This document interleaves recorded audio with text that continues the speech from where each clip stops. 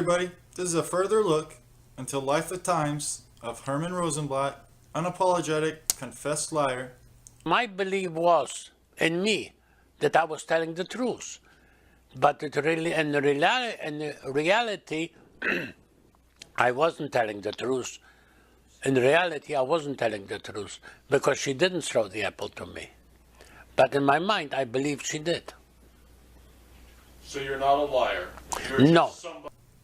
Herman was born in 1929 Poland into a Jewish family and was the youngest of 3 children living in the town of Piotrków-Trybunalski.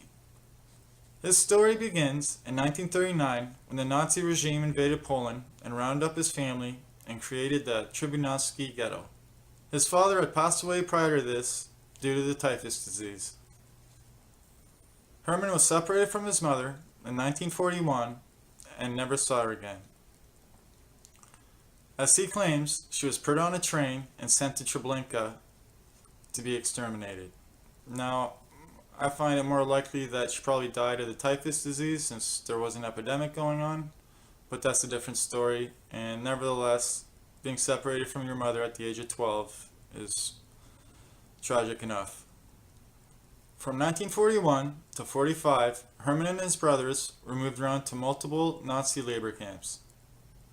Once finally freed and liberated, Herman and his brothers moved to England, where Herman trained as an electrician. Herman eventually immigrated to America, where he joined the U.S. Army and served in the Korean War. He returned to New York in 1957 and opened up an electronic repair shop. The following year, in 1958, Herman met his future wife on a blind date, Roma Rosenblat, a nurse who had immigrated to America with her brother Harvey and sister Mila. Herman and Roma had 2 children, Ken, who was born in 1960, and Renee in 1962. It would appear that Herman and Roma lived normal lives with nothing to report until the late 80s, mid-90s, when Herman fell into financial problems. In 1994, the IRS was after him for unpaid payroll taxes dating back to 1988. Herman claims that in 1992, he came up with the fabricated story of a young girl throwing him apples over the fence for his survival. That turned out to be Roma that he met on that blind date. And he also claims that in the same year of 92 is when his deceased mother appeared to him and told him to share his story with the rest of the world.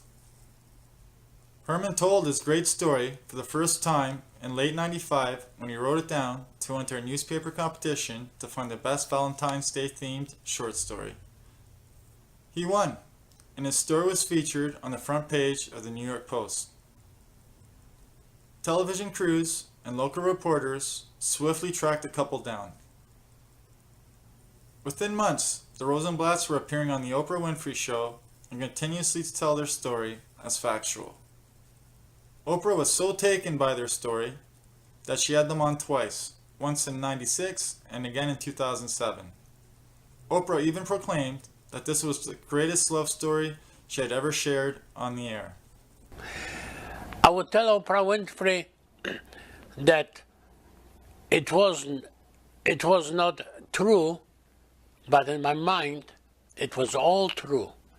In my mind it was all true, and I wanted to convince the millions of people that are watching Oprah Winfrey show. This brought fame and money since his story was quickly getting internationally known. Herman even got a book deal with the Berkeley Publishing Group, and the film rights to his book were purchased by Harry Solomon of Atlantic Overseas Pictures for $25 million. Are you excited about the new book and the movie? Yes, I'm very excited about the new book and the movie. The Rosenblat's international fame was also bringing much unwanted attention from historians. It even raised much tension within the family and lifelong friends who knew the story was fabricated. The couple did meet on a blind date. This much seems to be true. Except for the first 35 plus years of their marriage, there was never any mention of a little girl throwing apples over the fence so Herman could survive. Herman's last surviving brother Sam refused to speak to him right until his death in 2007. Herman's own two children have stated they were very uncomfortable with the matter, but despite not agreeing, they remained silent towards the public. Fellow survivors that knew Rosenblat from Buchenwald knew that the story was implausible, but decided not to say anything either. Now, well into the 2000s, the Rosenblats were living in Miami. Herman and Roma were going to local schools and Holocaust education centers to share their story. He enjoyed the attention. He was very jolly, but he was also showing off, said Sidney Fickle, a lifelong family friend who was from the same Polish town. Sidney also stated he was always bragging about all the publicity he got. He wanted to stand out so badly. In 2008, over 10 years of Rosenblat's gaining fame and money, the historians who have studied their story were ready to speak out and shared their findings. On December 25th and 26th of 2008, several scholars and Rosenblat's extended family members published multiple critical articles in the New Republic. The following day, on the 27th, Herman finally confessed the truth to the producer of his movie, Harris Solomon, and his literary agent, Andrea Hurst. Herman stated, and continued to say, right until his death of February 5th, 2015, that only the apple tossing part of his story was imagined, while stating that the rest of his Holocaust experiences were accurate. The story of the book is still true. The whole story is true. The book and the movie. The only thing is not true is about the apple. However, other falsehoods and discrepancies still remained in his story. Like how Herman claimed that he was scheduled to be gassed at 10 a.m. on May 10, 1945, and that the liberation saved him by only 2 hours. The problem with this claim is that the war officially ended on May 8th. Theresienstadt, let's say that 3 times, and the entire camp had been handed over to the International Red Cross a week earlier. Theresienstadt, I think that's right, where he was liberated, also had no gas chambers. And if that wasn't enough, Holocaust historians have also pointed out that prisoners were not told ahead of time that they were going to be gassed. Holocaust historian Kenneth Waltzer places part of the blame for the Rosenblat's lies lasting for so long in all those, quote, culture makers that profited from the story and never doubted even the most implausible parts of it. Waltzer also stated, "It appears that the veracity of the story was not questioned either by the book publisher or by Oprah, and no fact-checking of the memoir prior to endorsing it soundly." Oprah never mentioned the hoax on her show, by the way. I just want to throw that in there. According to Colleen Fitzpatrick, who was also part of the scholars looking into it, such hoaxes could have been avoided if the publisher spent a few $1,000s in early fact-checking with historians and genealogists before deciding to spend huge sums of money for the story. The movie producer, Harris Solomon, wasn't aware of the Rosenblat's hoax prior to the confession, but still intends to produce it as he had always planned, a loose and fictionalized adaptation, and the story retains its power to grip audiences worldwide.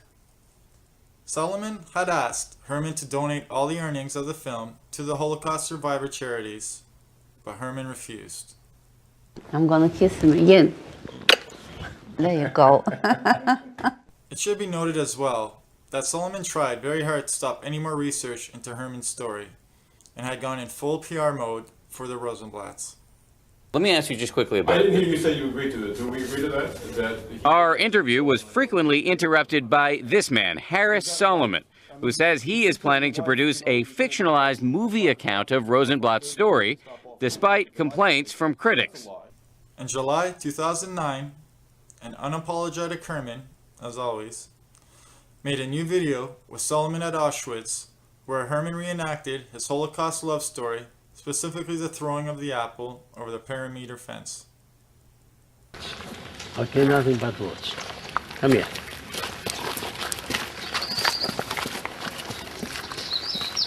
It was practically a distance like this, more or less. Where there was the little girl came and was hiding behind a tree like that because they were sick of words.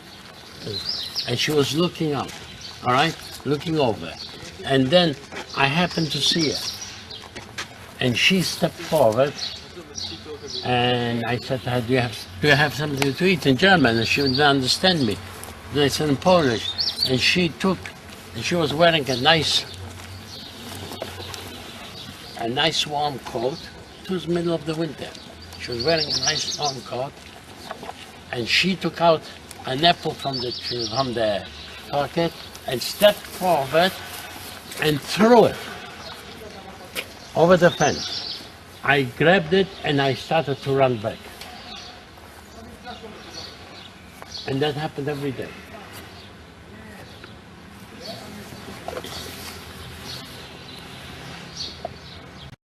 This is long after his confession, and his story had been discredited as fake.